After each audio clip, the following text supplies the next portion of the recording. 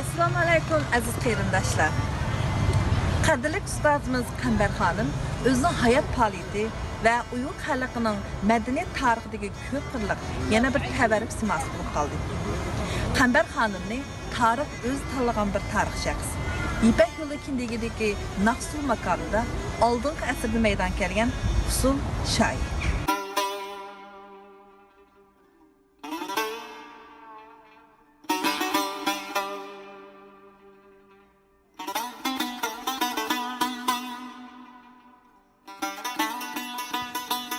Yeni zaman Uyghur san'atining mo'tabar peshvolaridan Qambar xonim.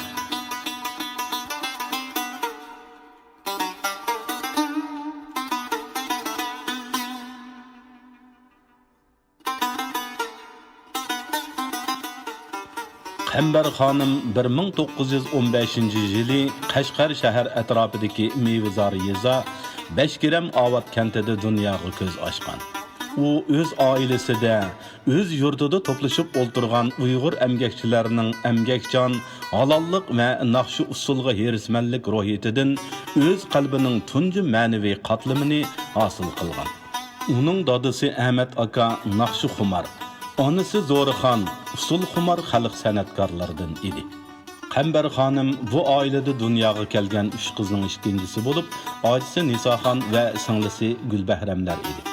Qambar xonim oilasi bilan ayni zamondagi Sovet O'rta Osiyosiga chiqib ketgan bo'lib, otasi Olmatoda qazo qilgandan keyin onasi bo'lsa Qambar xonim G'arbiy Shimol san'at institutining san'at fakultetiga rahbarlik qilayotgan mezgilda, ya'ni 1953-yili olamdan o'tgan. Qambar xonim oila va el-yurt ta'siridan Uyg'ur usulchiligiga ishtiyoq bog'lagan edi. Uning milliy usulga bo'lgan qizg'in muhabbati O'zbekiston davlat usul maktabida uning kasbiy usul mutaxassisi bo'lib yetishib chiqishiga yo'l solgan edi. Bu maktabga atoqliq o'zbek usul madaniyat arbobi Tamara xonim yetakchilik qiladi. Ayni zamondagi O'zbekiston usulchilaridan Tamara xonim, Halima Nasirova, Mukarrama Turg'unboyeva, Raziya Karimova qatorliq olamshumul usul mohirlari shuhrati bilan rosa jilvalangan edi.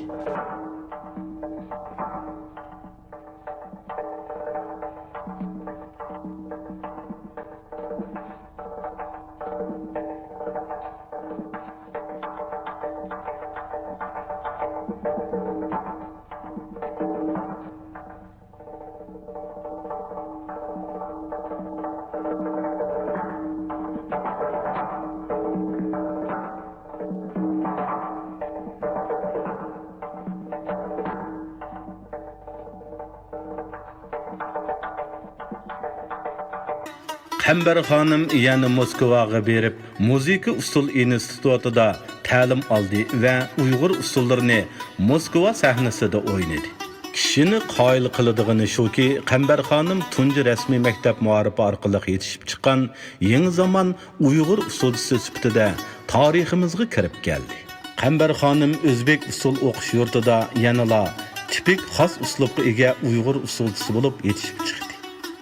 Qambar xonim 1942-yili noyabrda onasi va singlisi bilan o'z yurtiga qaytib keldi. Bu mezgil Cho'chak, G'ulja, Urumchi, Turpan va Qashqarlarni markaz qilgan Uyg'ur yangi madaniyat to'lqini davom qilayotgan chog'lar edi. Qambar xonimning mushu madaniyat o'rkishiga ulgurib kelishi tarixning tanlashi edi. U bu madaniyat to'lqinining davomli rivojlanishiga o'z hassasini qo'shdi. U oldi bilan Cho'chakda, keyincha Urumchida Uyg'ur madaniyat oqartish uyushmasi qarmog'idagi o'maklarda sahna san'atiga qatnashdi. Bu dal xalq usul muzika, teatr san'atining sahna san'atiga aylanish mezgili edi. Shundan boshlab xuddi qadrlik Ahmadjon Qosimi aytgandek, Uyg'ur rayonidagi eng go'zal ishki san'at guli. Yani Qambar xonim bilan Gulbahramning vatan san'ati hayoti boshlangan edi. Qambar xonim Nimpada, Dilxaraj, O'shoq qatorliq tipik an'anaviy Uyg'ur usullari bilan Uyg'ur sahna san'atiga yangi husn qo'shdi. Qambar xonimning nomi tez arada butkul Uyg'ur rayoniga tur ketdi. xalqimiz o'z ruhiyatini sog'lom gavdlantirgan bu san'at mohirini qizg'in so'ydi.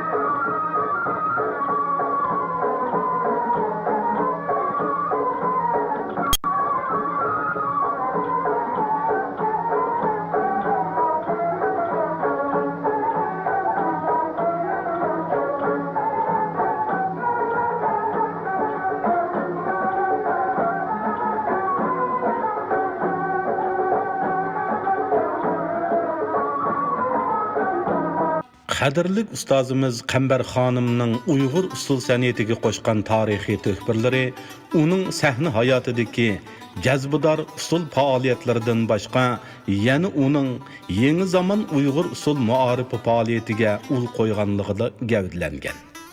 Hammaga ma'lumki, Uyg'ur usul san'ati bir qancha ming yillik ko'p bosqichliq uzoq tarixni besib o'tgan bo'lsa-mu, usul san'atini faqat mashrab murosimlar orqali o'rganish, o'rda qasrlar yenidagi nag'rixonalar orqali o'rganish, ustoz tutib o'rganishdan boshqa rasmiy usul maktab muarifidan iborat maxsuslashgan o'rganish sistemasini barpo qilmagan edi. Agar bundaq maxsuslashgan usul muarifi sistemasining kelib chiqishi to'g'risida so'z bo'ladigan bo'lsa, bu mashrab mushu oldingi asrning 30-yillardan beri boshlangan yangicha maktab muarifi o'rkishi asosida 50-yillari maydonga kelgan Uyg'ur usul jumladan boshqa janrlardagi san'atlar muarifining asoschisi Qambar xonim nomiga taalluqdir. G'arbiy Shimol san'at institutida Uyg'ur usuli darsligini tuzdi. Har xil harakatlar, jumladan salom berishning 5 xil harakat shakliga ism bekitdi. Ancha uzun o'tmay bu darslik u alohida ustoz sifatida taklif qilingan Beijing usul institutidagi Uyg'ur usul darsining dasturiga aylandi. Qambar xonim Uyg'ur usul san'ati va muarifiga o'lmas tuhfa qo'shdi. Uning alohida tipiklikka ega bo'lgan Uyg'ur usul uslubi boshqa millat xalqlarining Uyg'ur usullarini tonishi va o'rganishiga ulgu ko'rsatdi. U Sovet mutaxassislari bilan birlikda Beijing usul institutining 1-turkumdagi yosh o'qituvchilarni tarbiyalashga taklif qilinib, bu oliy o'qitish yurtining maydonga kelishiga tuhfa qo'shdi. U G'arbiy Shimol san'at instituti, Uyg'ur san'at fakulteti, Uyg'ur instituti san'at fakulteti, shundaqla Uyg'ur rayonida san'at institutining ta'sis qilinishiga haqiqiy amaliy asos solg'uvchi bo'lib qoldi. Qadrli ustozimiz Qambar xonim yangi zamon Uyg'ur jamiyatidagi ko'zga ko'ringan jamoat arbobi edi. U 1956-yili Xitoy usulchilar o'migi tarkibida Sovet ittifoqiga ziyoratga chiqib, mashhur rus balet mutaxassisi Ulanov bilan ko'rishdi. U Toshkentda Tamara xonimning uyida mehmon bo'lib, billa xotira suratga tushdi. U mamlakatlik 4-qitimliq adabiyot san'atchilar qurultayida mamlakatlik adabiyot san'atchilar birlashmasining muavin raisi, davlatlik usulchilar jamiyatining muavin raisi bo'lib saylandi. U 1980-yili Uyg'ur avtonom rayonlik adabiyot san'atchilar birlashmasining muavin raisi, davlatlik usulchilar jamiyati Uyg'ur sho'basining raisi bo'lib saylandi. U 1980 yılı 10. ayda Beijing'de ötküzülgen bütün memleket boyunca Osonluq millatlar adabiyat san'at ko'rigiga qatnashib, yaşanıp qalğınığa qaramay, peshqadam sunaychi Abdugul aka qatorliq mashhur san'atchilar bilan sahnaga chiqib o'yin ko'rsatdi.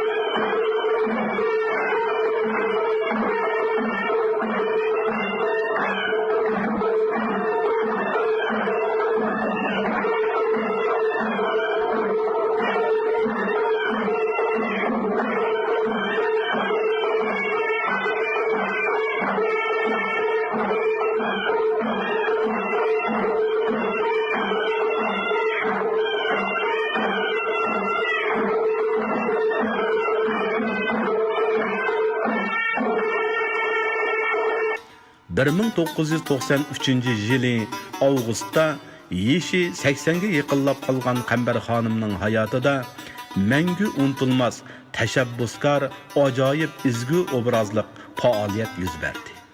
Bu uning peshqadam san'atchilar bilan keng Uyg'ur emgakchi xalqi to'plashib yashaydigan Janubiy Uyg'ur rayoniga qilgan o'yin ko'rsatish safari edi.